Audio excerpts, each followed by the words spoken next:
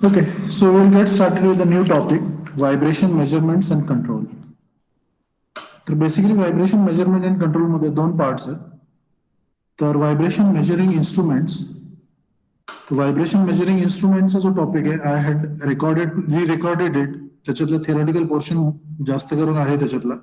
So what I have done is like I have recorded that videos, kept it on YouTube. I will share that link to you on like our WhatsApp group, and then you can view that one. आणि त्याच्यामध्ये एक 8 मिनिटांचे वगैरे videos केलेले आहेत मी, तर ते बघून घ्या.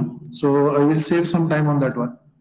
तो एकदा टॉपिक झाला की उद्याचं लेक्चर किंवा परवाच्या लेक्चरमध्ये त्याच्यावरती जे बेस्ट न्यूमेरिकल्स आहेत, so I will start with that numericals. This is again like an important topic जो आज मी सुरू करणार आहे, the second part of that one, that is related to FFT. So basically how important topic है, like if you go like for higher education or if you go into like study of vibrations of anything, like nowadays they are using this FFT analyzer. आणि हे म्हणजे आजकाल इंडस्ट्रीमध्ये जावा किंवा कुठेही गेलात तरी तुम्हाला हेच दिसतात. तर त्याच्यासाठी मी हा टॉपिक क्लासमध्ये घ्यायचं ठरवलं, in spite of like recording it and sending it to you. So let's get started on that particular topic. So before starting, आता FFT म्हणजे काय किंवा ते का लागतं, तर ते सगळं आपण स्टडी करूयात. तर बेसिकली एक आपण एक्झाम्पल घेऊयात. Suppose we have a car. ठीक आहे, this is a car, this is an engine, आणि हा रफ रोड वरून कार चाललेली.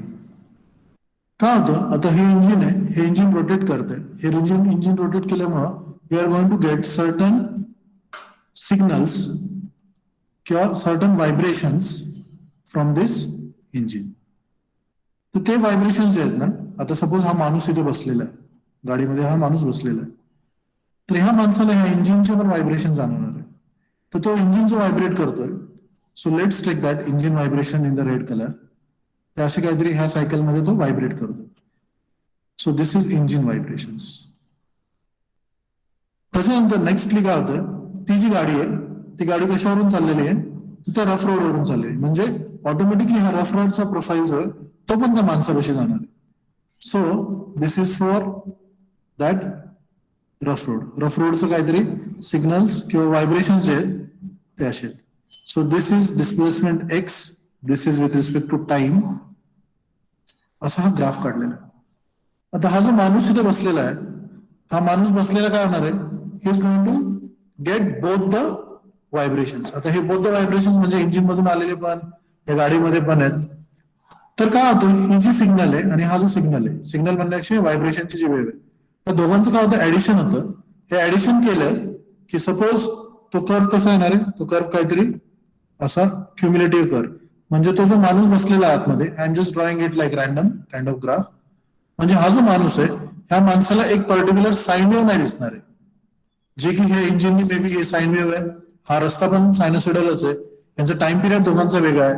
ह्याची जी अँप्लिट्यूड आहे ती वेगळी आहे दोघांची. तर दोघांचं क्युम्युलेटिव्ह सुपरपोजिशन म्हणजे ह्याचे ऍडिशन्स केले ना की त्याचं सुपरपोजिशन येईल. मग this is a cumulative graph. आता हे क्युम्युलेटिव्ह ग्राफ आल्यानंतर okay, it becomes very difficult for us to जज की लाईक ओके, ह्या माणसाचा जो कम्फर्ट आहे, कम्फर्ट म्हणजे काय, तर हा माणूस काय ह्या मेन पोझिशनला पाहिजे होता. मेन पोझिशनला जागेवरती बसलेला म्हणजे मस्त तो राईड एन्जॉय करतो. तो पर्टिक्युलर टाइम पॉइंट नंतर असं मध्येच खाली आल्यासारखं होतं, त्याला वरती खाली, आणि तो म्हणजे त्याला डिस्कम्फर्ट फील होतं. तर आता हा डिस्कम्फर्ट कशामुळे होतोय, इंजिनमुळे होतोय, रस्त्यामुळे होतोय का अजून त्याच्यामध्ये अजून काहीतरी जे कंपोनेंट्स असतील दुसरे, मे बी त्याचा जो बेंच आहे जिथे बसलेला आहे त्यातले नट बोल्ट्स लूज असतील, तर अजून there may be n number of reasons like which may be like disturbing this particular human. तर तो जो कर्व आहे तो कर्व कशात आहे, हा विथ रिस्पेक्ट टू टाइम आहे. आता आपल्याला कळत नाहीये, हा ग्राफ बघितला ना तर मला नक्की लक्षात येत नाहीये की basic whether it's because of engine, whether it's because of road, और whether it's because of any other signal that is coming out. मग हा जो टाइम डोमेनचा जो सिग्नल आहे, कारण आपण सगळं शिकताना आतापर्यंत काय केलं होतं, सगळं शिकताना आपण we were studying it in time domain. आणि टाइम डोमेन घेऊन आपण काय करत होतो, we were only considering a single signal और सिंगल सिग्नल किंवा वेव्ह म्हणूयात. वेव्ह म्हणजे आपली सायनोसॉइडल वेव्ह टाईप मध्ये.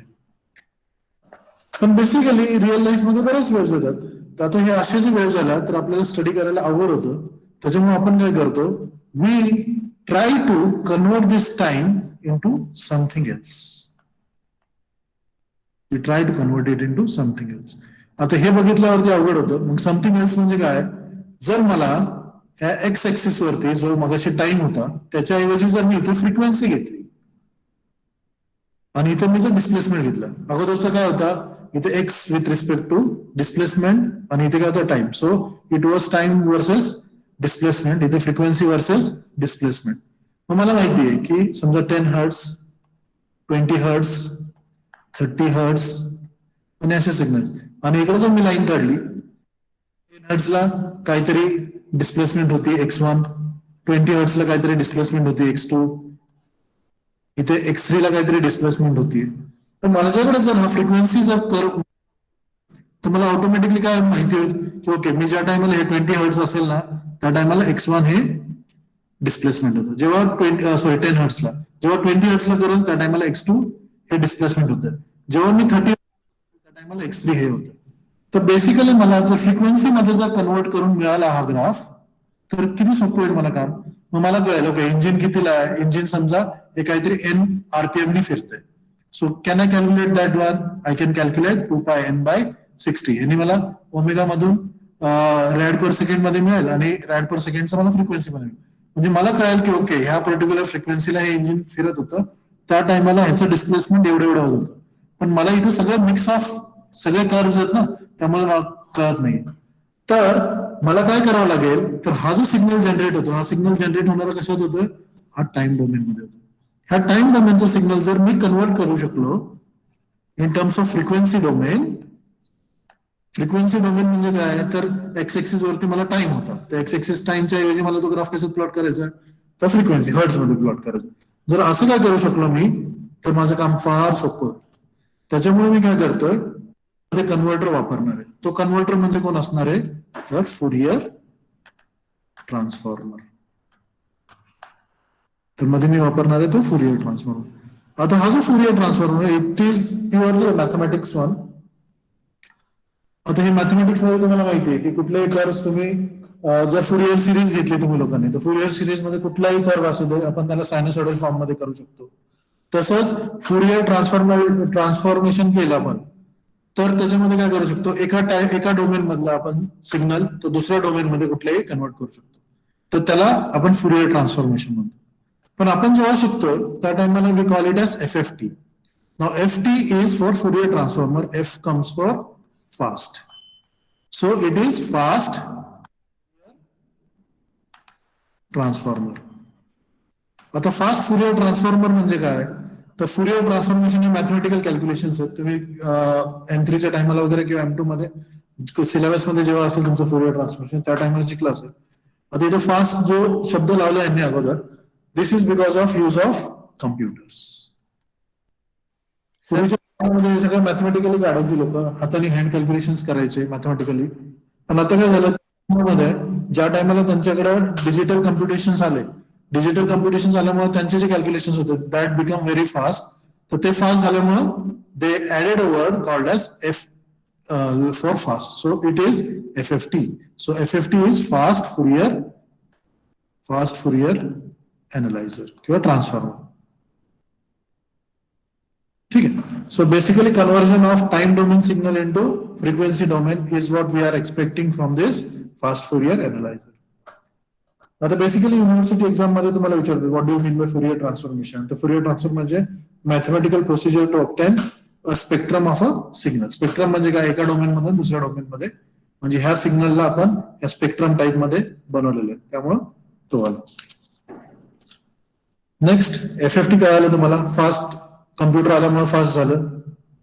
त्याच्यानंतर FFT एनालायझर म्हणजे काय, a device which does the Fourier analyse किंवा changing the signal into spectrum.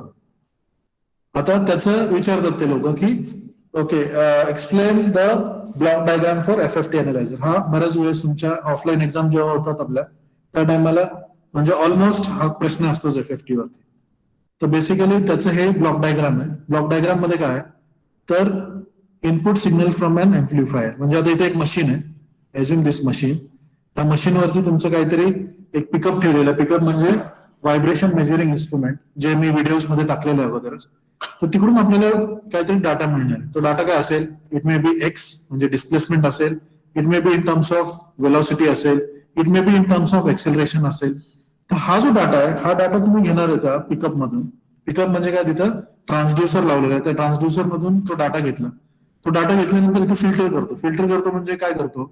तर बेसिकली आपल्याला किती, आता हे सिग्नल असे वरती खाली करून येणार, तर किती हर्ट्स पासून किती हर्ट्स पर्यंत पाहिजे, तर ते आपण इथे फिल्टर आउट करतो. फिल्टर लावतो म्हणजे काय करतो? तर आपण सिग्नल जो आलेला आहे, तर आपल्याला पर्टिक्युलर टाईपचा सिग्नल पाहिजे, पर्टिक्युलर फ्रिक्वेन्सी रेंज मधला सिग्नल पाहिजे. So that filters out this signals. त्याच्यानंतर नेक्स्ट आहे तो जो आहे त्याला म्हणायचं अटेन्युएटर. अटेन्युएटर म्हणजे काय करतो? तर हा जो सिग्नल आहे, हा सगळा सिग्नल कसा असणार आहे? हा रिअल लाईफ फिजिकल सिग्नल आहे. फिजिकल सिग्नल म्हणजे कसा असणार आहे तो? It is in terms of analog signal मध्ये. तर एनालॉग सिग्नल मिळाल्यानंतर हा आपल्याला डिजिटल फॉर्म मध्ये कन्वर्ट करायचं, कारण का आपल्याला कम्प्युटरवरती पाहिजे ते सगळं.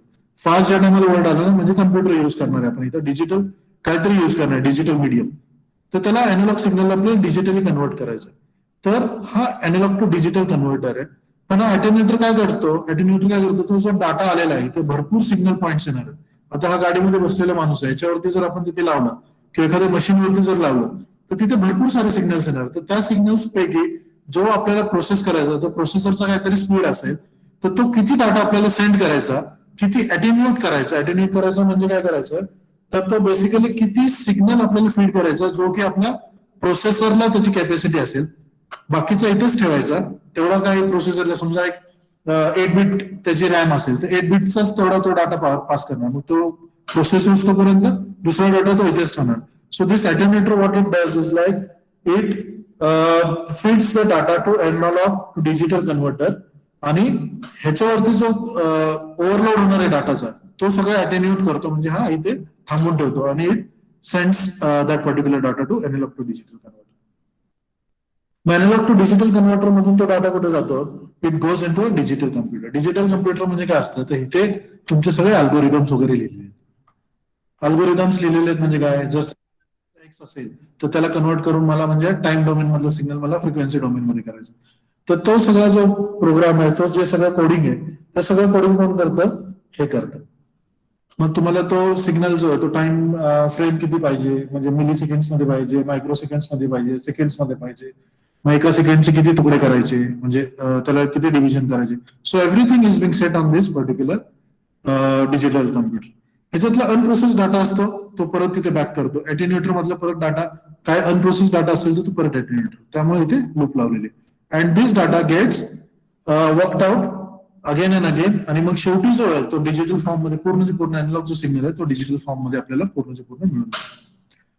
त्याच्यानंतर पुढे येतो तो जो सिग्नल आहे डिजिटलवर, त्याचं डिजिटल टू अॅनालॉग कन्वर्ट करतो आपण. डिजिटल टू अॅनालॉग कन्वर्ट केल्यानंतर आपल्याला बेसिकली काय आहे, तर तो डाटा आपल्याला स्क्रीनवरती छानपैकी दिसायला पाहिजे. कसं दिसायला पाहिजे? तर आपल्याला त्याचं स्पेक्ट्रम अनालिसिस पाहिजे. म्हणजे एक्स एक्सिस वरती हर्ट्स पाहिजे, वाय एक्सिस वरती डिस्प्लेसमेंट पाहिजे. आता हा झाला हा जो डाटा आपल्याला मिळालेला आहे. आणि हा जो डाटा आहे म्हणजे हा प्रोसेसिंग आहे. पण ओरिजिनल कसा होता? ओरिजिनल काहीतरी असं सिग्नल त्याची काहीतरी होती. So this is the time domain आणि हे तुमचं प्रोसेस डाटा आहे. This is the process data. मग तो काय करतो? हा पूर्ण अॅनालॉगचा जो डिजिटलचं कन्व्हर्जन केलेलं आपण ह्याचं सगळं, तर ते परत ते आपल्याला दिसताना आपल्याला छान असं दिसायला पाहिजे. मग छान दिसायला पाहिजे म्हटल्यावरती आपण काय करतो? तो डाटावरती प्रोसेस करतो डिजिटल टू अॅनालॉग कन्व्हर्टरने. आणि हे तुमचा जो स्पेक्ट्रम आहे, मग ह्या सिग्नलला स्पेक्ट्रम म्हणजे ह्या सगळ्या म्हणजे जग आहे तुमच्या फ्रिक्वेन्सी डोमेन मध्ये असेल त्याच्यामध्ये. आणि तो डाटा प्रोसेस करून मग हॉरिझॉन्टल व्हर्टिकल म्हणजे एक्स एक्सिस वरती काय पाहिजे, वाय एक्सिस वरती काय पाहिजे, आणि त्यांनी मग हे तुमचे CR म्हणजे कॅथोड रे आउटपुट ट्यूब म्हणजे जे डिस्प्ले म्हणजे तुमचा स्क्रीन. मग स्क्रीनवरती हे सगळं तुम्हाला डाटा सगळा दिसेल. So this is block diagram of an FFT analyser. हे बेसिकली तुमच्या युनिव्हर्सिटी एक्झाम मध्ये ऑफलाईन एक्झाम जर झालं तुमच्या, तर basically this question is like almost 90% of the time this question is asked. What is FFT? Why do we require FFT in vibration measurement? Example घ्या, त्याच्यामध्ये हे जे काय एक्सप्लेन केलं मी सगळं हे एक्सप्लेन करा तुम्ही त्याच्यामध्ये. त्याच्यामध्ये मग ब्लॉक डायग्राम टाका आणि ब्लॉक डायग्राम मधलं एक एक ब्लॉकचं काय काय काम आहे ते सगळं काम तुम्ही त्याच्यामध्ये सांगा. So this would be giving you like and this comes for around 8 marks, so this would fetch out like 8 marks for you. त्याच्यानंतर this comes out for the FFT. Next आता हे basically this is just for your understanding purpose. आता FFT अनालायझर्स कुठल्या कुठल्या टाईपचे आहेत, तर basically एक हँडहेल्ड FFT अनालायझर आहे. हँडहेल्ड म्हणजे हा हातात पकडलेलं मशीन त्यांनी आहे आणि त्यांनी काय केलेलं, ही वायर आहे म्हणजे ही वायर आहे आणि इथे ती प्रोब आहे. ह्या प्रोबला काय केलं, हे मशीन आहे, एक पंप आहे कुठला तरी, तर पंपचे व्हायब्रेशन मेजर करतो. त्यांनी काय केलेलं आहे, ती प्रोब इथे ठेवलेली आहे. ही प्रोब ठेवून त्याचा जो डाटा आहे ह्याच्या आतमध्येच तो सिग्नल येतो पूर्णच्या पूर्ण टाइम डोमेन मधला and it gets converted into frequency domain. आणि हा कसं हे हँडी आहे त्याच्यामुळे हे कुठेही घेऊन जाऊ शकतो आपण. So basically this is an handheld FFT analyser. Next is single channel FFT analyser. आता सिंगल चॅनल म्हणजे काय, तर सिंगल, डबल, मल्टिपल हे जे शब्द आहेत ना, single means only one data. Single म्हणजे ओनली वन डेटा किंवा डाटा जो काय. सो बेसिकली सिंगल डाटा म्हणजे काय, either x dot, x double dot किंवा असं. आता हे जे मशीन आहे ना, हे बेसिकली तुम्ही जर बघितलं असेल तर हे मशीन तुमचे DTH वगैरे जेव्हा केबल लावतात ना वरती लोक, त्या टायमध्ये तो माणूस एक मशीन घेऊन येतो बघा आणि तो काय करतो, ती डिश आपली फिरवत असतो. मग सॅटेलाइटला कुठे सिग्नल मिळतं, त्या सॅटेलाइटला सिग्नलला बघतो तो, हे मशीन लावतो. मशीन लावल्यानंतर ऑटोमॅटिकली तिथं तो सिग्नल कॅच करतो त्या मशीन मध्ये. मग तिथं दिसतं की ओके, त्या मशीनचे जे सिग्नल्स आहेत आणि तिकडून आलेले जे सिग्नल्स आहेत, दोन्ही सिग्नल्स मॅच होतात का, म्हणजे तिथं रेझोनन्स होतो का. रेझोनन्स झाला म्हणजे काय, तर जे सॅटेलाइट तुमचे जे सिग्नल ट्रान्सफर करतात एका पर्टिक्युलर चॅनलचे, तर पर्टिक्युलर चॅनलचे जर समजा सपोज एखादा चॅनल आहे, समजा झी सिनेमा घ्या किंवा स्टार प्रवाह घ्या, तर त्याचं पर्टिक्युलर चॅनलची फ्रिक्वेन्सी असते. मग तो काय करतो, त्या पर्टिक्युलर चॅनलला लॉग इन करतो. त्याच्यानंतर तो काय करतो, त्या मशीन त्या डिशला लावतो. त्या डिशचा जो तुमचा सिग्नल जो काय कॅच करणार आहे, तो काय करतो, सॅटेलाइटला फिरवत राहतो. तो फिरवल्यानंतर तो काय होतो, तो सिग्नल येतो. सिग्नल आल्यानंतर एका पर्टिक्युलर पोझिशनला आल्यावरती मॅक्झिमम सिग्नल्स मिळतात आपल्याला, मग ते त्या मशीन मध्ये दिसतात. So that type of machine, म्हणजे तेच मशीन आहे हे actually. So that type of machine is called as an FFT analyser. आणि याच्यामध्ये एकच डाटा घेतो तो ऍट अ टाइम, तर तो डाटा म्हणजे single data. So that's why like it's called as a single channel FFT analyser. त्याच्यानंतर जर आपल्याकडे दोन सिग्नल्स असतील, suppose I want to measure 2 signals at the same time, तर इथे इनपुट्स जे आहेत, इथे किती आहेत, 2 इनपुट्स आहेत. म्हणजे ऍट अ टाइम आपण किती सिग्नल प्रोसेस करणार आहे, 2 signal. So this is called as 2 channel FFT analyser. त्याच्यानंतर इथे जर बघितलं तर ह्याच्यामध्ये खूप सारे आहेत, म्हणजे भरपूर सारे त्याला प्रोब्स आहेत. म्हणजे आपण इथे इनपुट देऊ शकतो, इथे इनपुट देऊ शकतो, इथे. So this is called as multi channel FFT. Multi channel FFT आपल्या कॉलेजमध्ये पण आहे FFT अनालायझर.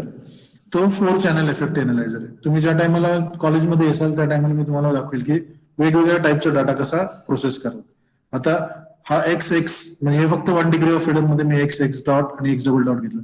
याच्याऐवजी जर 3 डायमेन्शन मध्ये जर काय व्हायब्रेशन होत असतील, म्हणजे X मध्ये होत असेल, Y मध्ये होत असेल आणि Z मध्ये पण, so we can catch like XYZ और X dot Y dot Z dot किंवा X double dot Y double dot Z double dot.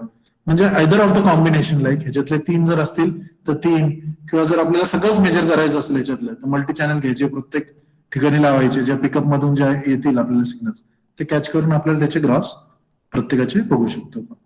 So basically this is related to that FFT analyser. So you can just ती जी FFT अनालायझरची जेव्हा note येते, short note येते, त्या टायमाला you can tell about this one also. Like there are different types of FFT analysers. Handheld, single channel, 2 channel, multi channel. So that was related to FFT. Next is vibration monitoring. Vibration monitoring and diagnostic म्हणायला पाहिजे होतं. आता ही एक short note तुमची, short note म्हणजे तुम्हाला येतेच आहे. Vibration conditioning, vibration monitoring, vibration monitoring techniques, याच्यावरती एखादी शॉर्ट नोट येतेच. तर सगळ्यात पहिल्यांदा आपण समजून घेऊयात की व्हायब्रेशन मॉनिटरिंग आणि डायग्नोस्टिक म्हणजे काय. त्याच्या अगोदर एक टर्म येते that is called as condition monitoring. Condition monitoring. Condition monitoring म्हणजे काय, तर बेसिकली जस्ट इमॅजिन म्हणजे याचा एक एनॉलॉजी घेऊयात ह्युमनची. माणूस आजारी पडला, काहीतरी त्याला सिरियस काहीतरी झालं की काय करतात लोक, गाडीत घालतात, हॉस्पिटलमध्ये नेतात, हॉस्पिटलमध्ये नेल्यावरती लगेच ते लोक जातात आणि लोक हॉस्पिटलमधले जे लोक आहेत what they do is like they check the vitals. Vitals मध्ये काय चेक करतात, तर बीपी चेक करतात, त्याचं पल्स चेक करतात, त्याच्यानंतर त्याचा ईसीजी कार्डिओग्राफ चेक करतात. आणि basically what they do is like they put that human, त्याला बरेचसे प्रोब्स लावलेले असतात बॉडीमध्ये आणि त्या प्रोब्सनी काय करतो ऑक्सिजन लेवल सगळं त्याच्या त्या डिस्प्लेवरती दिसत राहतं. म्हणजे आयसीयू मध्ये जर गेलात तुम्ही लोक तर आयसीयू मध्ये बरेचसे मशीन्स लावलेले असतात आणि तिथे डिजिटल डिस्प्ले असतात. त्या डिजिटल डिस्प्लेवरती मस्त असे वेव्स चाललेले असतात आणि त्या वेव्स वरून ते लोक बघत असतात ओके असं आहे का, हो ठीक आहे. तर basically the same thing we are going to look at with respect to machines. आता त्या पेशंटच्या कंडिशनला काय करतात ते लोक, जर तिथे एखादं जर ईसीजी काढत असेल कार्डिओग्राफ, तर बेसिकली त्याचे जे सिग्नल्स आहेत म्हणजे नॉर्मल हार्टचे जे सिग्नल्स येत असतात तर त्याचे जे पल्स येते तर पल्स एक त्यांच्याकडे स्टँडर्ड पल्सला तो जो मनुष्य आता गेलेला आहे जो ऍडमिट झालेला आहे त्याची पल्स जर मॅच होत नसेल, काहीतरी बीट कुठेतरी मिस होत असेल, तर then they say like okay there is some cardiac arrest, there is some heart attack in this patient, काहीतरी ह्या माणसाला झालं जे हार्टशी रिलेटेड आहे. मग ते काय करतात, तो जो सिग्नल आहे तो सिग्नल म्हणजे तो जो ह्युमन जनरेट करतो at that particular moment of time ते compare with the reference signal. Reference म्हणजे काय, तर नॉर्मल पेशंटचा जो किंवा नॉर्मल असताना त्याचा जो सिग्नल होता तो, त्या दोघांमध्ये मिसमॅच झाला म्हणजे काय झालंय, तर त्याची कंडिशन काहीतरी वर झाली आहे किंवा मग जर वर झाली असेल मेडिकेशन दिल्यानंतर काही काळानंतर तो परत व्यवस्थित झाला, नॉर्मल झाली त्याची पल्स, मी से लाईक ओके कंडिशन सुधारली बरं का, त्याची कंडिशन बिघडली नाही. So based on the reference, okay, we try to monitor the patient's condition.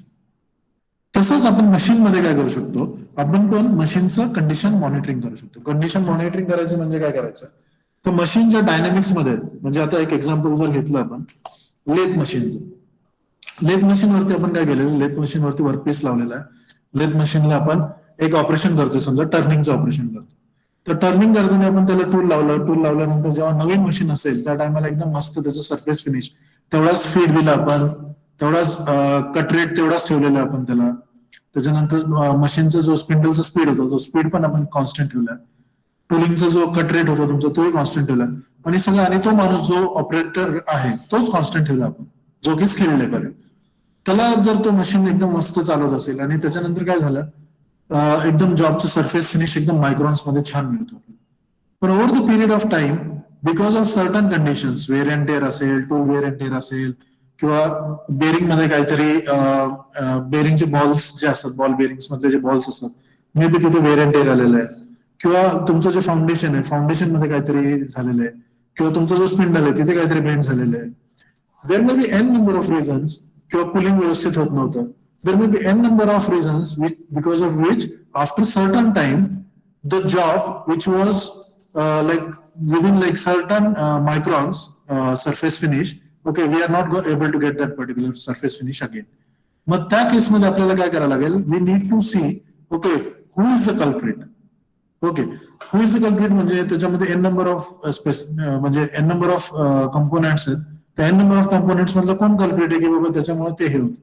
तर त्या आपण काय करतो, मशीनची हेल्थ कंडिशन काय आहे त्या पर्टिक्युलर मोमेंटला तर ते चेक करतो. So that condition monitoring is called as vibration monitoring. आता हे एक एक्झाम्पल आहे, ह्या एक्झाम्पल मध्ये काय केलेलं आहे, तर एक मशीन आहे, त्या मशीन मध्ये इथे एक बेरिंग आहे, सपोज इथे बेरिंग आहे आणि हा शाफ्ट लावलेला आहे, ठीक आहे. आणि हा शाफ्ट नंतर ह्या बेरिंग वरती आपण काय केलेलं आहे, इथे तो FFT लावलेला होता, आपण इथे FFT अनालायझर लावलेलं. ह्या FFT अनालायझर लावून आपण काय केलं, स्टार्टिंगला न्यू असताना ही मशीन काहीतरी न्यू आहे आणि हा पर्टिक्युलर जो शाफ्ट होता त्या पर्टिक्युलर शाफ्टला आपण काय केलेलं आहे, त्याच्या बेरिंगचं आपण कंडिशन मॉनिटर करतो की काय फरक पडतो याच्यावर.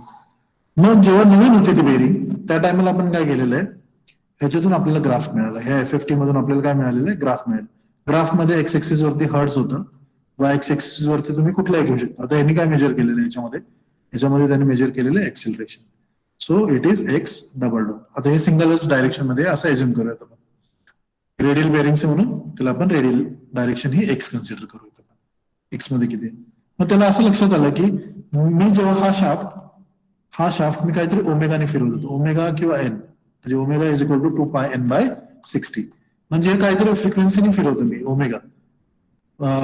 तर त्या पर्टिक्युलर ओमेगाने फिरवलं तर मला मिळालं होतं की एक्सेलरेशन इथे किती दाखवत होतं, काहीतरी दाखवत होतं. ह्या 200 हर्ट्सला फिरवल्यानंतर काहीतरी एक्सेलरेशन दाखवत होतं, 300ला फिरवल्यावरती काहीतरी, 400ला फिरवल्यावरती काहीतरी, 500ला, म्हणजे वेगवेगळ्या स्पीडला फिरवल्यानंतर मला हा ग्राफ मिळाला. This graph is my reference graph. This is the reference graph. आता हा रेफरन्स ग्राफ का, कारण ही मशीन नवीन होती आणि ही नवीन असताना जशी चालली होती ना, जशी मस्त चालली होती, त्या हिशोबाने मी हा graph reference graph. Over the period of time me he machine किंवा हा जी मशीन आहे, ही मशीन मी ऑपरेशन मध्ये ठेवलेली. ऑपरेशन मध्ये ठेवल्यानंतर ऑटोमॅटिकली काय होणार आहे, काहीतरी लोड येणार आहे, काहीतरी पॉवर म्हणजे येत राहणार आहे, आणि हे बॉल बेरिंग्स मध्ये काहीतरी वेअर अँड टेअर होणार आहे. हे वेअर अँड टेअर झाल्यानंतर मी परत तो FFT अनालायझर घेऊन, सेम FFT अनालायझर, सगळ्या कंडिशन सेम ठेवून मी परत त्याचं ऍक्सेलरेशन चेक केलंय. मग ऍक्सेलरेशन चेक केल्यानंतर की इथे मध्येच, म्हणजे मी जेव्हा 100 हर्ट्सला काम करतोय त्या टायमाला अगोदर किती होतं, may be 350 metre per second स्क्वेअरचं त्याचं ऍक्सेलरेशन होतं. One of the sudden it rise to 400 hertz. For 300 hertz it was like around 250. For 400 it was around 250. पण आता ऑटोमॅटिकली काय झालेलं आहे की 300 हर्ट्स झालं तरी ऍक्सेलरेशन वाढत. So this give certain problems म्हणजे काय की अरे इथे मला एक्सेलरेशन जास्त मिळतं FFT मध्ये, म्हणजे automatically there is certain things happening in this particular machine, because of which the life of this shaft, the life, आता या शाफ्टच्या पुढे जर समजा गिअर असेल, पुली असेल, किंवा कशाला तरी कपल केलेलं असेल, तर automatically because of this bearing, कारण बेरिंग मध्ये आता इथे एक्सेलरेशन आले, म्हणजे इथे काहीतरी हा जो शाफ्ट एक्सिसच्या भोवती फिरत होता तो एक्सिसच्या भोवती न फिरता it is giving certain type of displacement out over here. म्हणजे इथे व्हायब्रेशन्स येतात आणि हे व्हायब्रेशन्स काय करणार आहे, हळूहळू it is going to misalign this shaft and automatically the life of this machine is going to reduce. मग हे लाईफ ज्या टाइमला आपण बघतो ह्या पर्टिक्युलर वेनी, that is called as vibration monitoring. Vibration monitoring. आणि व्हायब्रेशन मॉनिटरिंग एकदा केलं तुम्ही लोक आणि तुम्हाला लक्षात आलं की ओके हे आता इथं असं झालेलं आहे आणि हे आता काय परत रिपेअर होणार नाहीये, याचा काहीच उपयोग नाहीये, directly what we need to do is we need to replace it. So त्या डायग्नोस्टिक्स म्हणजे हे सिग्नल्स बघितल्यानंतर काय डिसिजन घ्यायचा, कसं करायचं, म्हणजे त्याच बेरिंगला आपल्याला ल्युब्रिकेशन टाकून होईल का, किंवा त्या ज्या बेरिंग्स आहेत त्याचे बॉल्स, एखाद 2 बॉल्स खराब झाले असतील तर ते चेंज होईल का. So that diagnostics, whatever diagnostics you are going to do, okay, that is called as vibration monitoring and diagnostics. So I hope like you understood this particular thing. So this is related to vibration monitoring and diagnostics. The vibration monitoring and diagnostics basically that is being done in 2 ways. आता पहिलं जे आहे that is with respect to time domain monitoring आणि second आहे frequency domain monitoring. Time domain monitoring म्हणजे काय, frequency domain monitoring म्हणजे काय, so we will look into that one. तर time domain monitoring basically if you see this one, time domain monitoring. तर time domain monitoring मध्ये again मी जे concept explain केला तोच, पण ह्याच्यामध्ये काय की we are looking with respect to home, X axis वरती it is with respect to time. तर हे ज्या टायमाला एक गिअर बॉक्सचं घेतलेलं आहे, गिअर बॉक्सला काय केलं असेल त्यांनी, may be this is a gear box, this is a gear box. हे गिअर बॉक्स कुठेतरी फाउंडेशन वरती ठेवलेला आहे आणि ह्या गिअर बॉक्सच्या वरतीच आपण काय केलेलं आहे, एक पिकअप ठेवलेला आहे. पिकअप म्हणजे काय, तर तिथे एक्सेलरेशन मेजर करतो. तो काय करतो, एक्सेलरेशन मेजर करतो. तर हा एक्सेलरेशन जो मेजर करतोय तो कशाने करणार आहे, तर बेसिकली काहीतरी पिकअप लावलेला आहे आणि तो फक्त आपल्याला मग सिग्नल काहीतरी जनरेट करून आपला बनवतो. तर हा सिग्नल तुमचा जनरेट झालेला आहे. कधीचा आहे हा, तर जेव्हा गिअरबॉक्स हा एकदम नवीन होता. मग हा प्रोफाईल तुमच्याकडं अवेलेबल आहे. आता हा प्रोफाईल अवेलेबल आहे, हा तुम्ही काय करता, हा तुम्ही रेफरन्स म्हणून पकडता. ठीक आहे. त्याच्यानंतर काय होतं, हा ज्या टायमाला आपण हे गिअरबॉक्स आपण ऑपरेशन मध्ये ठेवला, गिअरबॉक्स ऑपरेशन मध्ये ठेवल्यानंतर हा काही काळानंतर basically again this system is there, this system is generating that particular signals. मग सिग्नल दिल्यानंतर काय होतं की ऑटोमॅटिकली त्याच्यामध्ये काय झालं, या सिग्नल्स असे काहीतरी घाणेरडे दिसायला लागले. इथे बघा किती स्मूथ असे व्यवस्थित सिग्नल्स वाटत होते. पण इथे बघितल्यानंतर कुठेतरी एकदमच स्पाइक येतात, कुठे एकदमच खालच्या साईडला कुठेतरी न्यूट्रल होतंय, ते एकदमच म्हणजे if you try to see this one acceleration, म्हणजे इथे एकदम एक्सेलरेट होतं, इथे डिसेलरेट होतं, इथे एक्सेलरेट होतं, इथं म्हणजे इथे काय होतंय की तो झटके दिल्यासारखे झटके देणार आहे. इथे जर बघितलं तर it is going smoothly with respect to time, smoothly accelerate होतोय, स्मूथली डिसेलरेट होतं, स्मूथली एक्सेलरेट होतं, स्मूथली डिसेलरेट होतं. पण इथं जर बघितलं तर हा एकदम वरती गेला आणि एकदम त्यांनी म्हणजे एकदम झटका दिला इथे, तिथून परत एकदम थांबल्यासारखं केलं त्यांनी, एकदम खालच्या साईडला आला, डिसेलरेट झाला, परत खालीवरती खालीवरती खालीवरती. So this profile if you look it doesn't seem to be good profile. So basically, after diagnosing this particular thing, what I see is like this become a bad gearbox. म्हणजे जो चांगला gearbox होता over the period of time मला असे signal generate करायला लागला with respect to time domain. मी काय केलं, त्याला डिस्कार्ड केलं या गिअरबॉक्सला. So basically if you do it with respect to time domain, so it is called as time domain analysis. Now, the same thing can be done with frequency domain. आता frequency domain साठी त्यांनी एक example घेतलं इथे. आता example घेताना if you see this is based on frequency domain monitoring. आता frequency domain monitoring मध्ये काय केलेलं आहे, तर हे अखंड परत तुमचा म्हणजे pump, motor is driving a pump. तर मोटर आहे, मोटरचे बेरिंग्स आहेत, बेरिंग 1, मोटर 2. आता हे व्हायब्रेशन कुठे कुठे होऊ शकतात, तर आपण मेजरमेंट कुठे कुठे घेणार आहे basically, that is the thing. तर मी एक FFTचा एक प्रोब इथे लावलाय, FFTचा एक प्रोब मी या बेरिंग्सला लावलेला आहे. त्याच्यानंतर इथे आल्यानंतर हे कपल केलेलं आहे, हा शाफ्ट आला, शाफ्टवरती मी एंडला गिअर लावलाय. हा गिअर बॉक्स आहे, हा तुमचा गिअर बॉक्स आहे. त्या गिअर बॉक्सला हा गिअर आहे, इथे 2 बेरिंग्स आहेत, त्या बेरिंग्सला मी चेक करतोय. त्याच्यानंतर इथे गिअर रिड्यूस केलेला आहे स्पीड. त्याच्यानंतर परत मी हे पंप आहे, पंपच्या बेरिंग्स आहेत, इथे एक प्रोब लावलेला आहे मी. त्याच्यानंतर ह्या गिअरबॉक्सच्या वरती मी एक प्रोब लावलेला आहे. त्याच्यानंतर ह्या बेरिंग्स वरती मी अजून एक प्रोब लावलेला आहे. त्याच्यानंतर ह्या पंप जो आहे, ह्या पंप वरती अजून एक मी प्रोब लावलेला आहे. सो बेसिकली 1, 2, 3, 4, 5, 6 म्हणजे इथं 6 प्रोब किंवा 6 चॅनेल, कमीत कमी ह्याला 6 चॅनेल FFT अनालायझर लागेल आपल्याला. कारण का, आपण इथून एक सिग्नल घेणार आहे, इथून 2 सिग्नल घेणार आहे, इथून 3रा सिग्नल, इथून 4था सिग्नल, इथून 5वा, इथून 6वा, असे मिळून आपल्याला टोटल मिळून 6 सिग्नल्स आपल्याला घ्यायचे. आता हे जे 6 सिग्नल्स आहेत, 6 सिग्नल्स आपण FFT ला फीड केले. FFT ला फीड केल्यानंतर काय होतं की ही जी मोटर आहे ही पर्टिक्युलर एक काहीतरी F1 फ्रिक्वेन्सीला, बेरिंग F2 फ्रिक्वेन्सीला पीक दाखवत होता, F3 ला, हा F4 ला, हे F5, F6 म्हणजे प्रत्येकाचं जे ऑपरेशन होतं ते प्रत्येकाच्या ऑपरेशन मध्ये मला काय कळतंय की मी काय मेजर करतोय ते अँप्लिट्यूड. तर बेसिकली प्रत्येकाच्या मोटरला ह्या पर्टिक्युलर फ्रिक्वेन्सीला पीक आला. त्याच्यानंतर बेरिंग्सला ह्या पर्टिक्युलर फ्रिक्वेन्सीला जेव्हा मी ऑपरेट करत होतो त्या टायमाला इथे पीक आला. मी ज्या टायमाला ह्या फ्रिक्वेन्सीला ऑपरेट करत होतो ह्या इथे पीक मिळालं. म्हणजे मला लक्षात आलंय की बाबा ह्या पर्टिक्युलर फ्रिक्वेन्सीला जर ऑपरेट केलं मी तर मला पीक कुठे दिसणार आहे, तो मोटर 2 वर दिसणार आहे. मी जर ह्या फ्रिक्वेन्सीला ही मोटर ऑपरेट करत असेल तर मला ऑटोमॅटिकली जे व्हायब्रेशन्स आहेत ते कुठे जास्त मिळणार आहेत, तर ते जास्त ह्या बेरिंग्स वरती मिळणार.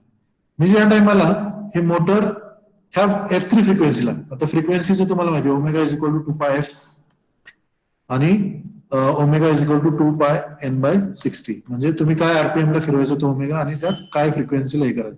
मग त्या पर्टिक्युलर फ्रिक्वेन्सीला तुम्ही ही मोटर फिरवत राहिली की तुम्हाला लक्षात येणार आहे कोण आवाज करायला सुरुवात करणार आहे, कोणाचे डिस्प्लेसमेंट जास्त होणार आहे, कोणामध्ये व्हायब्रेशन जास्त होणार आहे.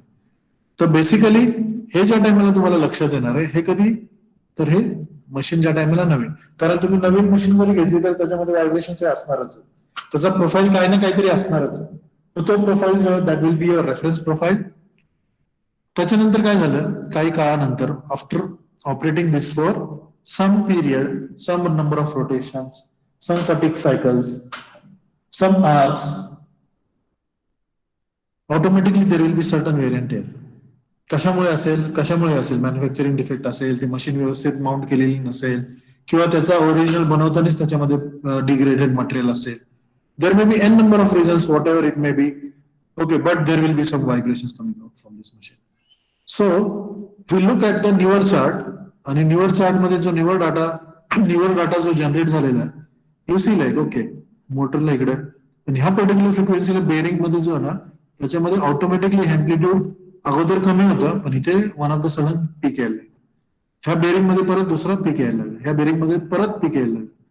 So automatically if there are sudden peaks coming out, okay we see that it has given a bad condition. मग बॅड कंडिशन केल्यानंतर डायग्नोस्टिक करावं लागेल तुम्हाला. डायग्नोस्टिक करताना maybe you can think of like replacing this bearing, कारण मला इथे bearing मध्येच इथे काहीतरी एकदम हाईप झाल्यासारखं वाटतं.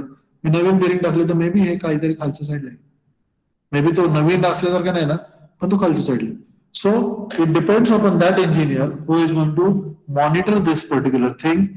Then basically based on the diagnostics, okay, he can suggest what type of method should be applied to control that particular vibrations after that machine has served for certain duration of its life. If we do it with time, it is called as time domain analysis. If we do it with frequency, it is called as frequency analysis. So this was basically related to your FFT analysis. So what we'll do is like आजचं जे lecture आहे, we'll stop over here for the day, because I see like lot of म्हणजे आज बरेच जण नाही आहेत, 25-26 जणच आहेत. So what I will do is like I will stop for the day, and okay, I will just show you some things.